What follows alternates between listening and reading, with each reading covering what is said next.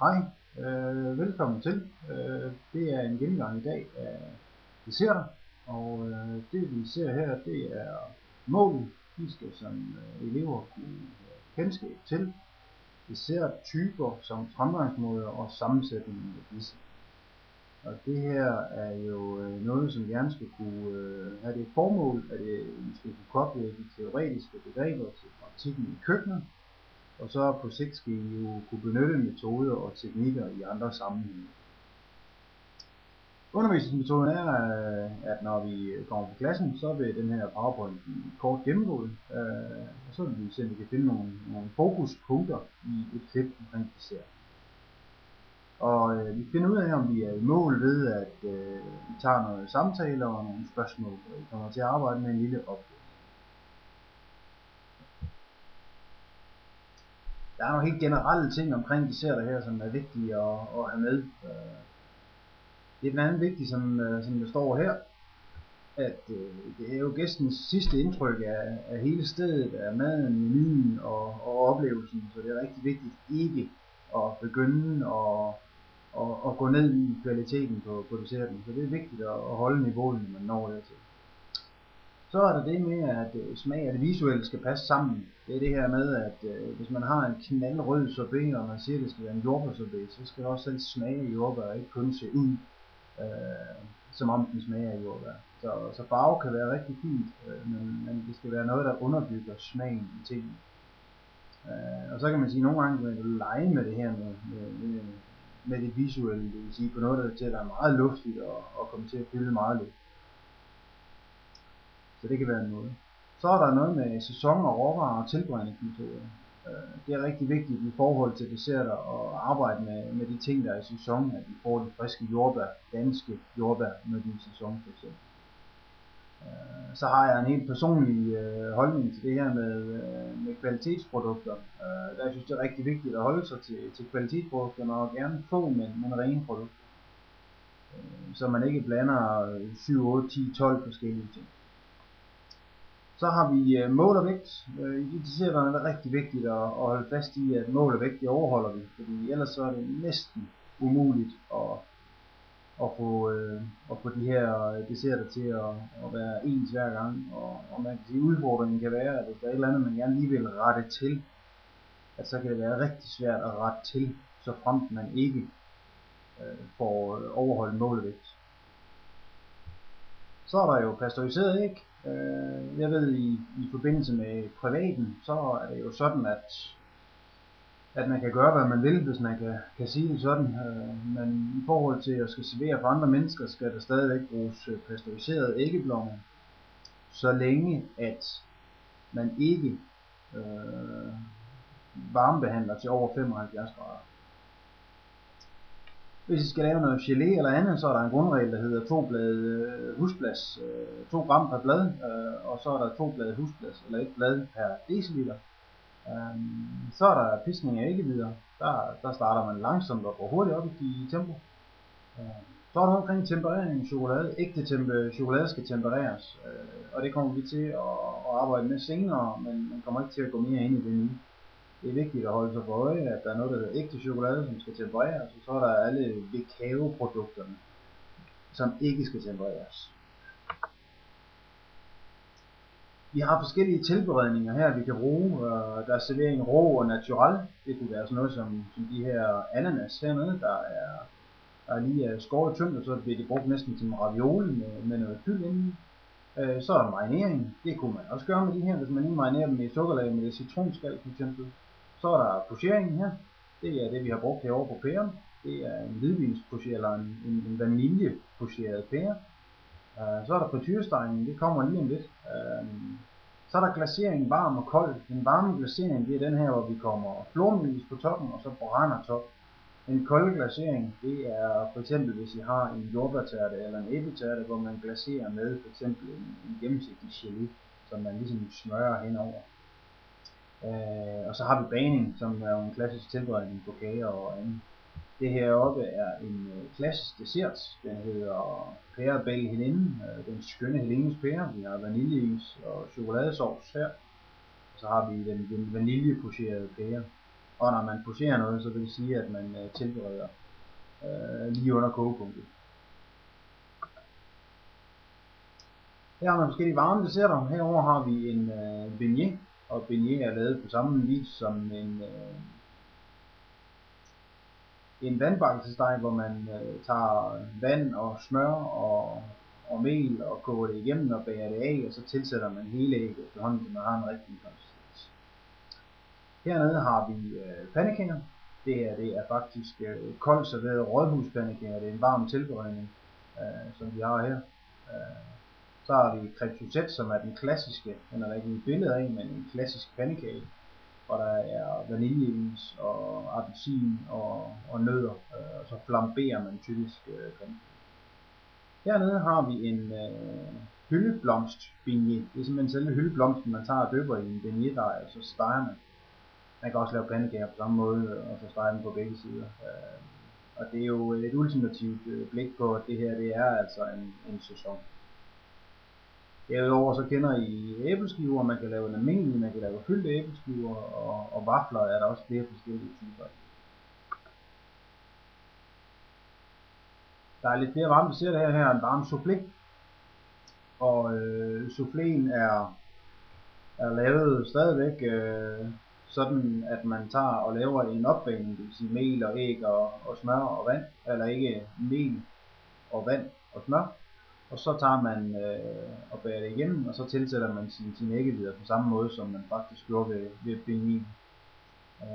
Derudover så kan man lave en omelet, og man kan lave en helt klassisk omelet, det vil sige æg, der er pisket sammen med lidt mælk, og så søde en lille smule med sukker, og så folde den rundt om syltetøj. Det smager faktisk ikke så slemt, som det lyder. Så kan man lave en omelet, der er noget, der er formet som en omelet. Det kunne være en omelet en surprise, for eksempel, hvor man laver en biskuitbund, en kagebund, og lægger is ovenpå, og kommer italiensk orange udenom. Og så former den sådan lidt aflangt og oval som en omelet, og så kan man faktisk flambere den til sidst. Så er der de varme buddhinger. Man kan lave risbudding og soufflébudding, blandt andet der her Saxes budding og prinsessebudding. Der findes lidt forskellige frugtsaucer, blandt andet som en af dessertsaucerne, hvor man tager frugt og purerer det og passerer det, det vil sige sigter det, så man har den rigtige konsistens. Derudover kan man lave chokoladesauce, chokolade og mælk og fløde, eller fløde og vand, smag til med sukker. Chokoladeprocenten, hvor meget kakaoindhold der i, har selvfølgelig rigtig meget at sige i forhold til, hvordan det her kommer til at lykkes.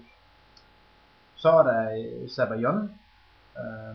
Det er en sauce, som er lavet med æggeblomme og typisk sukkerlag eller hvidvin, og så pisker man den op. Man kan også lave den med flormelis, det er det samme resultat, man får ud af den. Så det er en luftig sauce, og den skal laves à la minute, det vil sige lige før, så den bliver ved med at være luftig og klar. Så er der en crème anglaise, det er den, som er afbildet herovre. Den er arbejdende med legering, det vil sige, at vi har æg og sukker, der er blandet sammen, og så har vi en gryde med mælk og sukker og fløde, som bliver bragt i kog, og der er vanilje i, vaniljestænger og vaniljekorn. Og når mælk og fløde så er bragt i kog, hælder man det over i æggene, og så sker der det, at når man kommer det tilbage over varmen, så kan man lave den her motorvej, siger man, hvor man kan æggene har været med til at creme hele massen lidt. Det er vigtigt, at det ikke koger, fordi så skiller det, så får vi ikke creme. Så det var crème anglaise, engelsk creme. Så er der creme chantilly, som er hernede helt klassisk, meget simpel creme. Man pisker flødeskum og vender det med flormelis og lidt vanilje. Så er der de kolde desserter, buddinger og risdesserter. Det her over, det er sådan en klassisk fromage, eller buddingform, og så kan man fylde midten her med sin frugtsauce, hvis man har lyst til det. Det der er vigtigt med budding, det er, at man har ens temperatur på tingene. Det er også en legeret dessert, hvor man starter med at legere sin smag og mælk med æggeblomme og sukker, og der tilsætter man også sin husblas. Der er et link her, I kan gå ind og kigge på, så kan I se hvordan man gør. Et eksempel på det i hvert fald. Og det er vigtigt, at når man gør det, at det så er en let pisket fløde. Hvis fløden bliver pisket for meget, så får man sådan en tung smag og ikke en let og fløjlsblød smag. Der er lidt eksempler på buddhinger her. Så er der fromager her, og der er det rigtig vigtigt, at man tager udgangspunkt i den her, der hedder en legeret fromage. Og det er den, der ligesom er udgangspunktet for det. Og man kan sige en legeret fromage, hvor man legerer sukkeren her med smag og gelatine, og så vender man med letpisket fløde. Derudover er der noget, der hedder mousser. Det er simpelthen den mest luftige form af det, hvor man i princippet laver det, som heroppe hedder en fiskefromage, og så tilsætter man æggehvide i stedet for noget af fløden, og så bliver den meget luftig og meget let. Ellers så kan man lave forskellige kolde desserter, frugtsalat, appelsinsalat, fersk melba, jordbær rummenok, perbel helen, som vi talte om tidligere, den klassiske danske tripli. Fersk melba kan jeg tage som eksempel. Det er pocheret fersken, som bliver serveret kold med vaniljeis og hindbær, coulis, typisk ristede nødder. Og så er der dessertgeléer, kan man også bruge lave. De kan klares med æggehvide, hvor man varmer dem stille og roligt op med æggehvide. Så er der de varme cremer, som man kan pochere i vandbad i ovnen. Og det er vigtigt, at man respekterer, at temperaturen ikke bliver for høj. Her kan vi se, det er karamellen, der ligger nede i bunden her, og så kommer massen ovenpå. Æg og kaffeblød og sukker og vanilje. Og så bagefter kan man vende den ud, og så er det karamellen herover, der bliver til saucen herover, man kan bruge og servere sammen med. Så det er en vendcreme eller en karamelregn. Der er et link her, I kan bruge til lige at kigge på, hvordan man kan lave creme brûlée. Derudover så er der noget, der hedder almindelig konditorcreme, hvor man laver det med kokomælk, og så vender man med æg og sukker og maizena eller mel. Så får man den her helt almindelige kagecreme, som vi kan. Der findes forskellige is, sorbet, flødeis, parfait. Herover har vi en flødeis. Flødeis er en legeret is, der bliver lavet på samme måde som creme anglaise. Typisk er fedtindholdet en lille smule lavere i en flødeis. Det her nede det er en granité. Jeg har fået navn efter, at det skulle ligne granit, når man har granitbrud. Og det herovre det er en parfait, som man kan lave.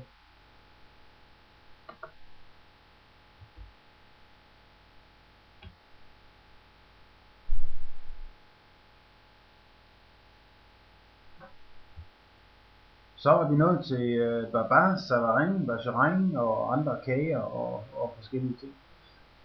Her kan I se, der er sådan en høj top her. Det er den, der hedder croquembouche. Det er små vandbakkelse profiterole, som er fyldt med creme, og så er de sat sammen med karamel, og så har man det her karamelslør, man kan lægge rundt om. Meget flot dessert, væsentligt vanskeligere at lave end sådan en lille. Dernede har vi den her, en mini-udgave, den jeg tidligere talte om, den hedder omelette en surprise, hvor man har den kolde is herinde i en kagebund, og så har man meringuesen her udenpå. Så fryser man det hele, og så kommer man det lige en tur i ovnen, så den er iskold indeni og varm udenpå. Hernede har vi en charlotte, og det er en lille kage, hvor man laver en roulade her, kan I se, som man ligger i bunden, og så fylder man den indeni med en fromage eller en bouille. Så er vi ved at nå til vejs ende, og I kan eventuelt lige kigge på det her link, så I er lidt klar på at se, hvad der egentlig sker, og hvad I kan arbejde med. Men ellers vil jeg sige god fornøjelse, og vi snakkes ved. Hej.